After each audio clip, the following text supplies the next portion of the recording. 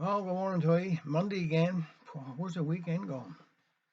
Saturday wasn't so good, was it? All that rain that we had, but at least camera show carried on. I got to give them more credit. It did clear up a bit in the afternoon, didn't it? And Sunday wasn't so bad. They had a few showers, and I think today, of course, it's Styrian show today. I'm hoping that, well, I think it's going to be fine. I think the rain will be not very much. Might get an odd shower, but I don't think it's going to be much. So everybody go there and enjoy themselves, and fantastic show that is anyhow, and lots going on up there. Anyhow, let's hope everybody's well staying well, keeping safe. That's the most important, and keep smiling. That's an even better thing to do.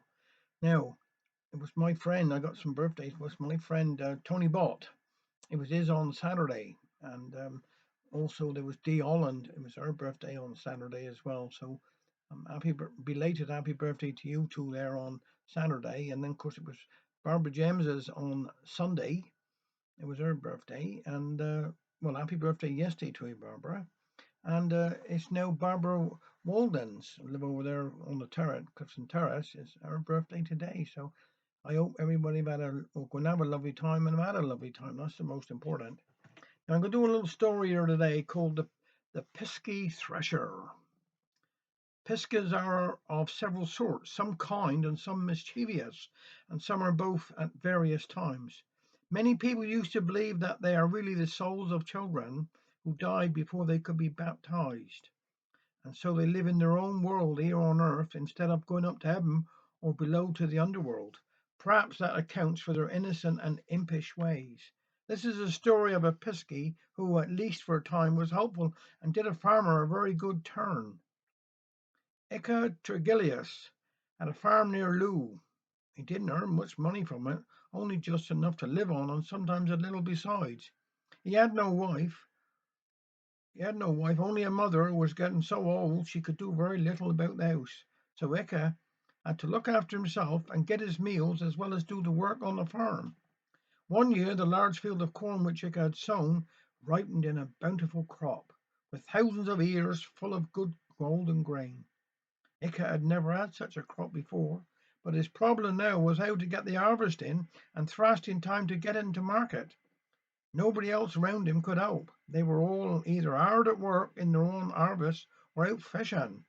For the old saying, when corn is in the shock, the fish are on the rock, was true that year, though very little help to Ika. So he set to work cutting the corn himself and bound it into sheaves as he went. It took him several days to do this, and it was the hardest work he'd ever did in his life. In a day or two it would be market day, when, if he could only get his grain till his card, he would get the best price for being first at the market. But however can I get it thrashed in time by Friday? He said to himself, standing amidst the last sheaves to be bound. Today is Wednesday, and I haven't even started to thrash it. He carried all the corn to his barn that evening, but he was so tired all he could do was fall asleep in his bed. As he slept so late the next morning, when he woke up it was nearly noon. Rum fray! I've been and overslept myself, and 'tis so late I shall never get the thrashing done, he cried, jumping out of bed. But when he reached his barn, he saw with amazement that a good quantity of the corn had actually been thrashed, and even put into bags ready for market. Ika could hardly get over this, but he set to work and thrashed as much himself as he could, relieved that at least he would have some corn to take to market the next day. That evening he went to bed very late and was very weary again, but this time something woke him up during the night. It was the sound of the thrashel or flail. He crept downstairs in his nightshirt and peeped in through the barn door, and there he saw a Pisky in a suit of green. The little fellow was thrashing the corn with tremendous vigor, singing to himself all the time the merriest and most tuneful Pisky songs. The pile of grain grew before the farmer's eyes, and soon nearly all the sheaves had been thrashed. It was nearly dawn now. The Pisky scooped up the corn into bags, dusted himself off, and flew out the window. Ika went back to the farmhouse and made himself and his old mother some breakfast, for he had to leave as early as he could to get to market. He was wondering all the while how he could thank the Piskets for his service. Soon he had an idea. He stacked up his dray with the bags of corn and grain and started for Liscard. He was one of the first to arrive there and got an excellent price for his crop.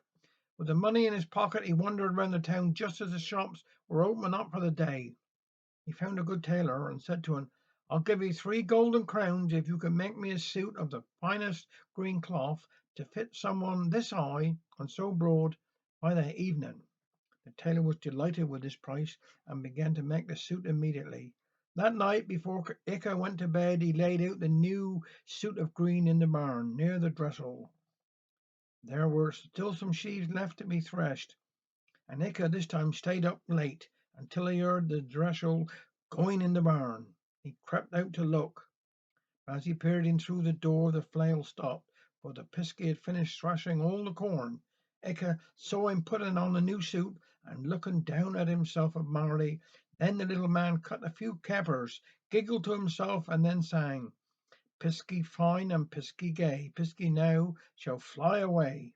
Out the window he went into the night, and that was the last Ika ever saw of him. Well, I hope you all haven't got corn like that, but I hope you have a nice week. All right, take care.